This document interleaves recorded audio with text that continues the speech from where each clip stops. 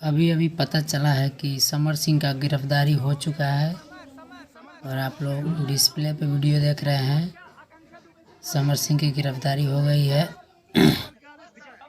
13 दिन बाद।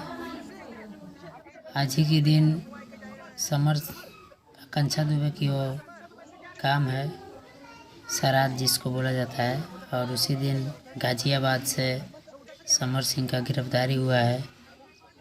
डिस्प्ले पे वीडियो चल रहा है, आप लोग देख ही रहे होंगे कि समर सिंह का गिरफ्तारी हो गया है और समर सिंह से अब पुलिस पूछताछ कर रही है। अब उसमें किसका किसका नाम रखेंगे वो समर सिंह ही जानते हैं, और ये पुलिस वाले उनसे सवाल करेंगे।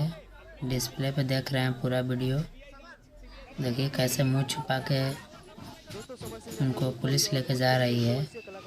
बहुत ही दर्दनाक कहानी है ये, वीडियो में बने रहिए, देखिए फुल वॉच कीजिए।